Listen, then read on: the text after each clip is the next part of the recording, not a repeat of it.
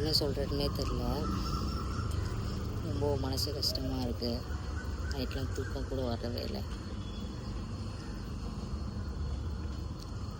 என்ன அப்படின்னு பார்த்தீங்கன்னா, ஜெமினி ஃபாஸ்ட் ஃபுட் அப்படின்னு சொல்லிட்டு ஓப்பன் பண்ணேன். அது உங்கள் எல்லாருக்கும் தெரியும். இப்போ பார்த்தீங்கன்னா அந்த ஜெமினி ஃபாஸ்ட் ஃபுட் நம்ம கையில் இல்லை.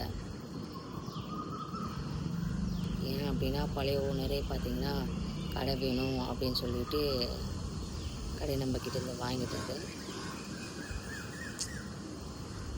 ரொம்ப வச்சு கழுத்தை அறுத்துட்டாரு. நம்பிக்கை துரோகம் இப்படி கூட சொல்லலாம்னு நினைக்கிறேன்.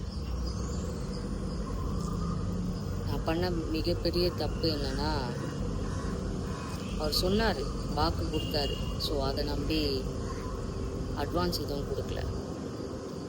ஏன் கொடுக்கல அப்படின்னா, நம்மளோட காசே அவர்கிட்ட இருக்குது. ஒரு 8000 ரூபாய் கிட்ட அவர்கிட்ட இருக்குது. ஸோ அதனால அது நாங்கள் பெருசாக எடுத்துக்கல.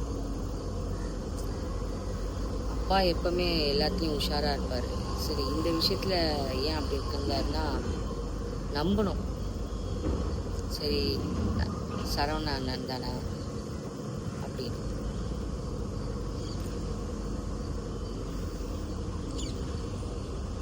என்ன அப்படின்னு பார்த்தீங்கன்னா, 1,10,000 ரூபான்னு சொல்லிட்டு என்னால் பேசவே முடியல. ஒரு மாதிரி கஷ்டமாக இருக்குது. யோசிச்சாவே தலைவலிக்குது. இப்போது நம்ம ஃபாஸ்ட் ஃபுட் பார்த்திங்கன்னா நம்மக்கிட்ட இல்லை, அவங்கக்கிட்ட போயிடுச்சு. அவர் சொன்னது என்னென்னா, யாருக்கோ நான் கொடுப்பேன் தவிர உங்களுக்கு நான் கொடுக்க மாட்டேன் அப்படின்னு சொல்லிட்டாரு.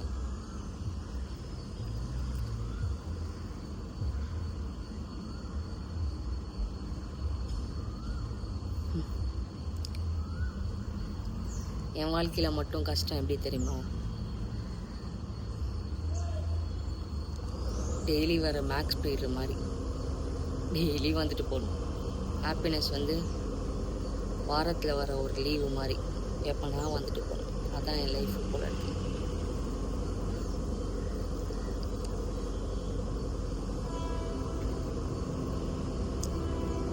ரொம்ப ஆசைப்பட்டு கடையை ஓப்பன் பண்ணேன். சரி, எங்கள் அப்பா ஒரே இடத்துல உட்கார வச்சிடலாம், இந்த கடையை நல்லா ரன் பண்ணலாம் அப்படின்னு.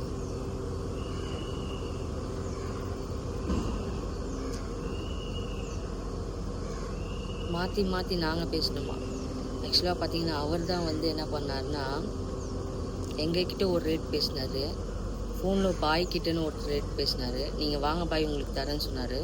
அதுக்கு முன்னாடி வந்து என்கிட்ட சொன்னார், நான் உனக்கே கொடுத்துட்றேன்ப்பா அப்படின்னு. அப்புறம் நான் கேட்டேன், ஏன் நான் பாய்கிட்ட உங்களுக்கு கொடுக்குறேன்னு சொன்னீங்க அப்படின்னு. அது சும்மா சொன்னப்பா, ஆனால் கடை உனக்கு தான்ப்பா அப்படின்னு சொன்னார். நான் நம்பினேன் அவரை. சரி, ஏதோ சொல்கிறார் போல் அப்படின்னு. அவங்க ஒய்ஃப் சொல்கிறாங்க, என் புள்ள அவங்க அம்மா சொல்கிறாங்க, என் புள்ள ரொம்ப தங்கமானவன். யார் பார்த்திங்கன்னா இந்த காலத்தில் வந்து சும்மாவே சாவி கொடுத்து கடையை ஓட்ட சொல்லுவாங்க அப்படின்னு. அதே புள்ள தான் என்கிட்ட சொன்னார், கடை வந்து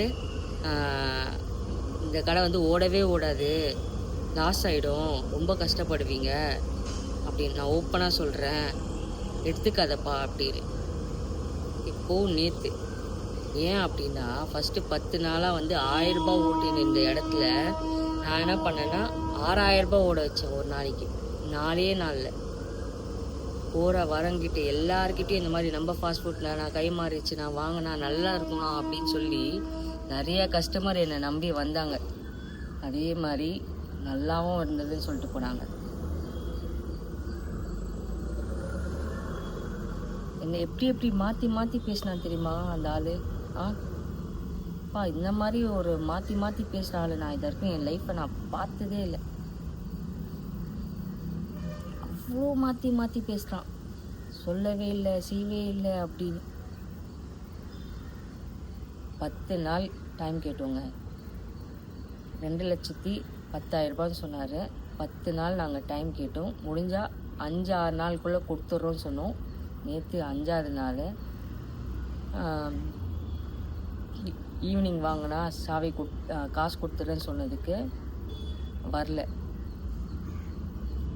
காலையில் வந்து பசங்கிட்ட கடை சாவி என்கிட்ட கொடுத்துரு அப்படின்னு கேட்டிருக்காங்க. சரிங்களா, அதுவும் எங்களுக்கு தெரியாது. என்னன்னா அவருக்கு அவர் நல்லா வியாபாரம் போதே இந்த வியாபாரம் நம்மளே பண்ணலாமே அப்படின்னு ஒரு இது வந்துச்சா என்னன்னு தெரில. கேட்டால் கஷ்டம், அதனால தான் நான் கொடுக்குறேன் அப்படின்னு சொன்னார். அது எங்களுக்கே கொடுங்கன்னு சொன்னால் கொடுக்க மாட்டாராம். 1,10,000 அப்படின்னு சொன்னாருங்க. கடை ஓப்பன் பண்ணி பார்த்தா 1,10,000 சரக்கு ஒன்றுமே இல்லை. அதனால் எங்கள் அப்பா என்ன சொன்னார்னா, அண்ணா ரேட் ரொம்ப கம்மியாக போகும், கொஞ்சம் பார்த்து கொடுங்கண்ணா அப்படின்னு கேட்டார். வேறு எதுவுமே கேட்கவே இல்லை, வேறு எதுவும் சொல்லவே இல்லை. சரி நான் பேசிக்கலாண்ணா, அவர் தான் சொன்னார் சரி நான் பேசிக்கலாண்ணா அப்படின்னு. ஆனால் அதெல்லாம் நான் சொல்லவே இல்லை. கடை எடுக்கிற முன்னாடி சொல்ல வேண்டியதானே, அது வேணாம் இது வேணாம். மத்தியானம் கடையாண்டை பார்த்துட்டு அண்ணா வணக்கம்னு சொல்லிட்டு கடையாண்டை வாங்கினான்னு சொன்னதுக்கு, ஐயோ நீ வணக்கம் தான் சொன்ன, கடையாண்டா வர சொல்ல அப்படின்னு சொல்லிட்டு மாற்றி பேசிட்டார்.